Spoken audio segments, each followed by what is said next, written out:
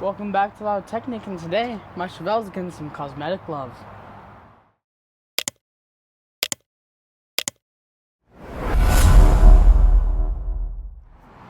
So everything that we've done to the Chevelle to this point, we're just working through the mechanicals, trying to get it to be a little bit more reliable and ready to kind of run around the summer, maybe hit a couple car shows. Yeah. I figured I'll give Trevor a break from all the monotony. We just replaced some brake lines, rebuilt the brakes. How about we make the outside of the car look better? Yeah. Because it looks pretty plain Jane right now. It doesn't even really look like a Chevelle. Yeah. So one of the things that we've been talking about and where we want to start today is all this trim on the car. So since it's a Malibu, he has the stainless rocker sills. This car happens to have this side body trim, and then they have this chrome door trim down the side there. Now, when Trevor initially got the car, he said that he liked that side trim going down the doors. Yeah. Then after seeing his grandfather's Chevelle that did not have the side trim, he kind of told me that he thinks it looks better without it. So what I kind of have thinking, Trevor, is I think on one side of the car today, we're going to go ahead and let's pop off the stainless rocker trim. We'll pop off that side trim right here on the doors, and we'll pop this little trim off. And then is what we'll do is we'll leave all the studs on, because they have studs and holes where everything's mounted on. We'll leave that there, and we can let you look from side to side before we fully commit and decide if that's what you like or not. Okay. If you do like it, then we can address all the studs and make it more permanent. And if you don't like it, we'll go from there. But if you look at this trim up here, I don't think you have one good piece of it. This piece is all dented up on the top. It's missing its rubber strip in the middle. This whole piece is slid forward and bent in there on the door, and you can see that it has a big gap back there. So that piece is effectively ruined and nearly coming off. This piece is not very dented, but it's missing its rubber. And if we come to the other side, you're missing that quarter piece back there. This piece is slid backwards, missing all the rubber. It's damaged up here on the front, and this piece is the only one that has a little bit of the rubber just hanging there. So even if you were going to keep this trim, you would have to replace every piece of it. I haven't even found any replacements online. I think it looks better without it, but we'll still give it a shot. I think we'll start on this side because you're missing that back one. We'll pop these off. We'll pop off the stainless rocker and that door trim, and then we'll reevaluate. All right? Okay. Let's get to it.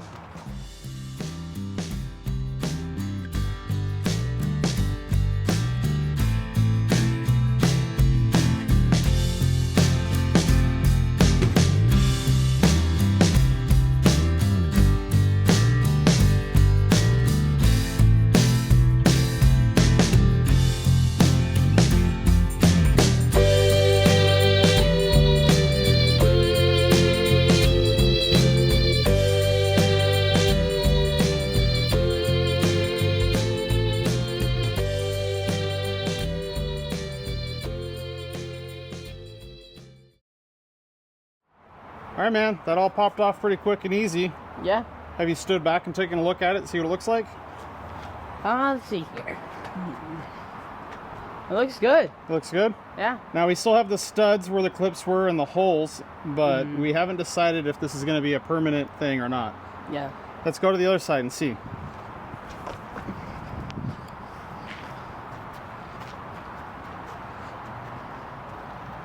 So this one has the chrome on the back of the door, the mid molding, and your stainless rocker. Thoughts? I think the right side is better. The right side's right. The left side's wrong. So is this something that you want to go ahead and take these off permanently? Yep. All right, let's go back over to the right side then, because it's kind of hard to turn back. So these studs right here, we're gonna have use like bolt things. no Pull them off. No. a bolt thing. We're gonna use a tool to get them off, right? Yeah. So I was right. You're right. We're gonna use a tool. Yeah. What do you think? We're just gonna chew them off? No, we're gonna have Charles chew them off. He probably would. He's like half goat. Okay, Trevor. So the thing is, on getting these off, move it, Charles. We don't want to create too much heat and create too much damage, so we want to minimize getting those off. I have an idea. I think it might work pretty good. But in order to execute the idea, I'm going to need you to grab the camera, okay? Okay. All right, Trevor. What my hope is we could take the air saw And if we can get the blade up close enough, I don't know if it's going to work. I don't think it's going to work like I envisioned. So I'm hoping that's not going to dig into the body too much there, but I think it actually is. Yeah. Yeah. All right. Plan B. Let me go grab another tool. All right.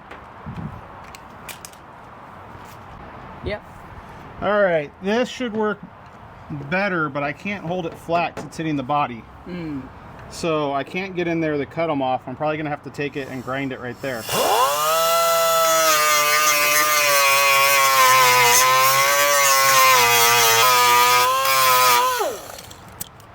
Like so. Not too bad. I forgot to turn the air compressor on, so we were just running off residuals. I am going to turn on the air compressor. I'm going to give you a face mask, the face shield, and then I'm going to help you cut these off. But you want to do exactly like I did, because we don't want to do too much damage to the body. Okay? Because that just creates more work down the road. Okay. All right, let's get set up. All right.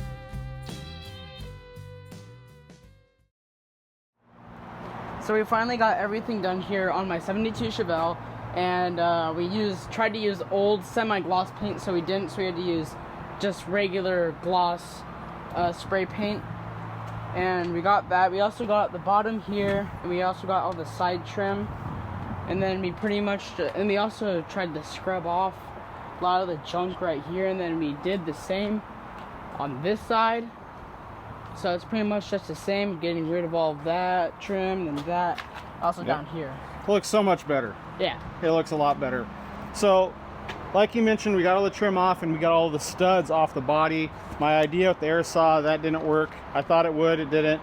Used the 3-inch cutoff wheel initially to start cutting it, and that was effective on keeping it into a small area, but a little sketchy and also very hard for Trevor because he is just not used to those air tools yet.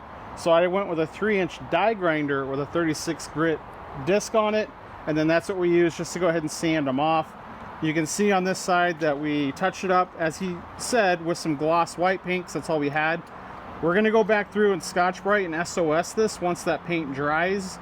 This side needs a few more coats, and I think that's going to take the gloss off the paint and help it all blend in. Yeah. I think it looks really good. The only downside of getting rid of the stainless rocker on this side is it did a great job of hiding the rust. Yeah.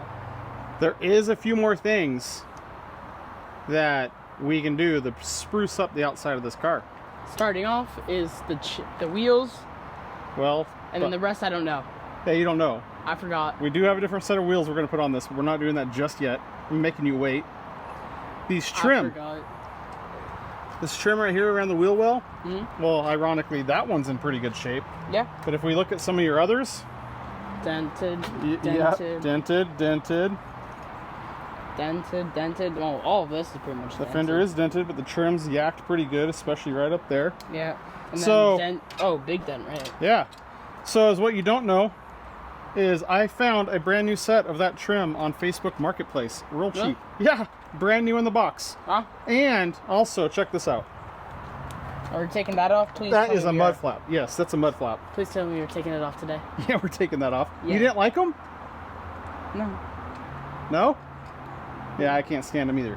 So we're going to take the trim off that's on the car now. Then take off the mud flaps. We're going to take off the mud flaps and we're going to put on the new trim.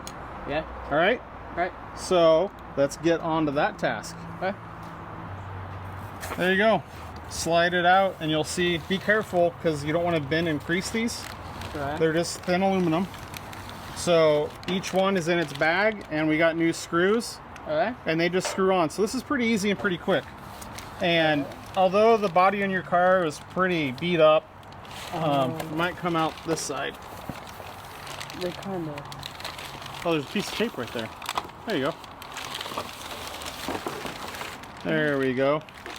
So, although your body's pretty beat, we have all the rust issues, Trevor, just these little trim pieces are going to make a pretty big difference. Yeah. And they're easy to get on and off, so it's not something that we'll lose when we finally go to do the body work and paint on the car. We can just pop them off and save them. So it's going to make a big difference now. The mud flaps are going to make a big difference. Yeah. And all these things, with all the trim we just got rid of, this new trim and the new wheels, make a huge difference. Yeah. So let's get these on real quick, and then let's start talking about these new wheels we got. Okay.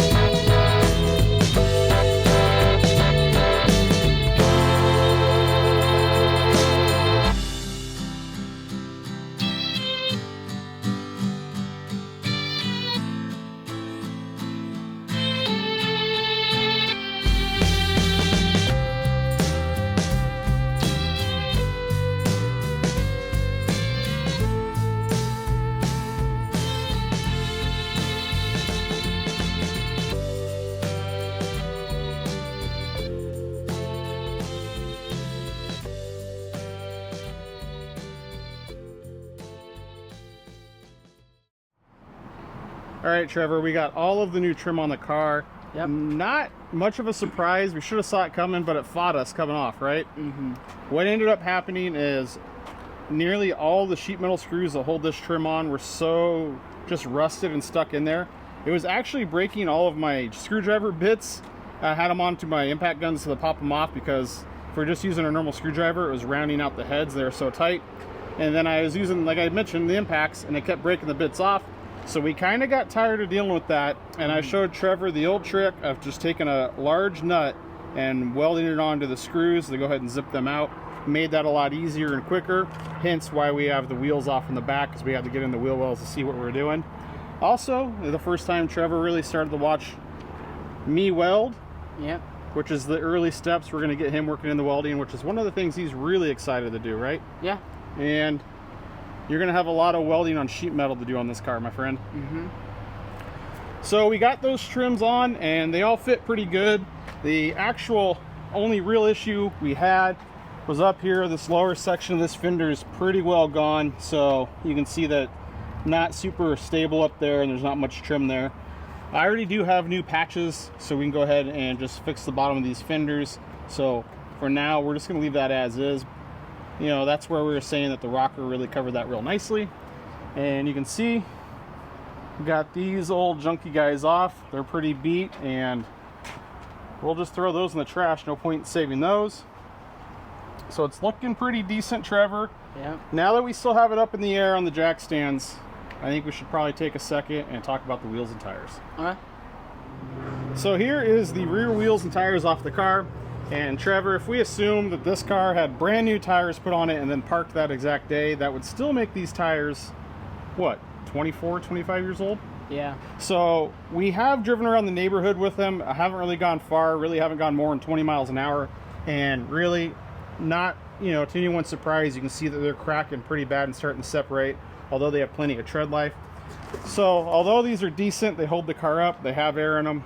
It kind of puts us in a predicament because we want to use the car and drive it, but we can't use these tires.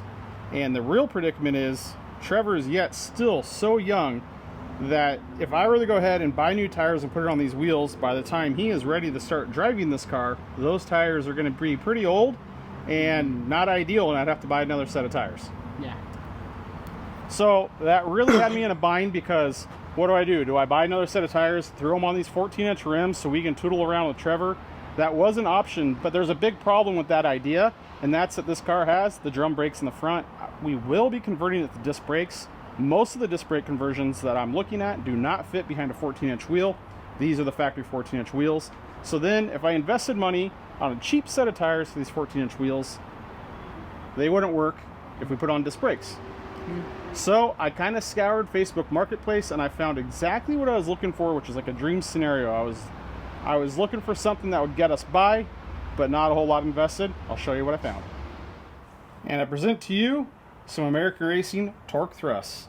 Now this was just by luck. I saw this posting pop up, pretty much jumped on it immediately and scored it. I scored all 4 wheels with good tires for the price that I would have paid for 4 replacement tires on the car. Now the catch why I say this is perfect is because the dot dates on these tires are from 2016, so they're not really that great. That meaning if they sit around for 3 or 4 years before Trevor can drive the car and we have to put new tires on it, I'm not really losing a nice newer set of tires. But they're not dry rotted, they're not cracked, and these wheels happen to be 16-inch in diameter, so we don't have any issues with the disc brakes.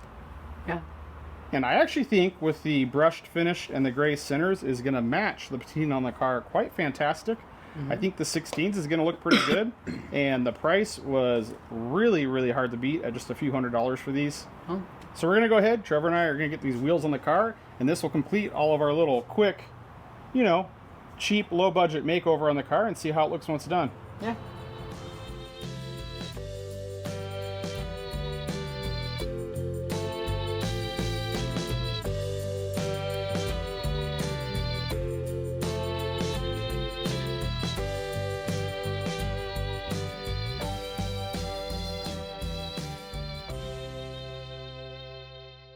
Well, Trevor, I think that's a pretty massive payoff for a couple $100 and a couple hours worth of work. I mean, take a look at this thing. Yeah, it looks great. It does. Those wheels made all the difference in the world. Getting rid of that trim on the body, key. It looks like a proper muscle car now. Yeah. So I really, really like the wheels with the 16s. I think these tires, they are a, what size are these? These are a 235 60/16. I think they fill out the wheel well fantastic. They're nice and wide. It's the same front and rear, and it just looks so much better.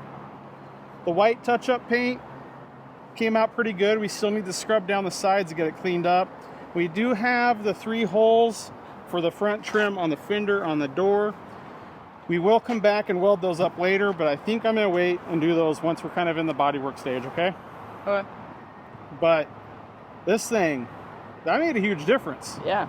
Everything we've done to the car, we've been tinkering with the brakes, we've rebuilt the carburetor, we're about to go jump in and do a tune-up on the ignition. That's all making it run better and functional, but this is just satisfying, just purely cosmetic. Yeah. And now we actually have some decent tires on it, so we can go take it on some drives, huh? Yeah. You know what we need to do now that we got the wheels on and torque with good tires? Fix the seats. Well, I need to fix the seats. We need to get some seat belts in there. We got some huge holes in the floor to fix. But before we do all that, we kind of need to get some gas in your new gas tank also. Oh yeah, we do. Yep, so I'll take it down, and you, sir, need to learn how to pump gas. All right. All right, this is one of the more fun projects we've done, Trevor. This one, really satisfying, real rewarding. So we really appreciate you guys for watching the video. Thanks for stopping by the channel and checking us out. We really appreciate the support. If you guys like the video, please be sure to go ahead and hit the like button, drop us a comment below. As always, guys, we'll see you on the next video.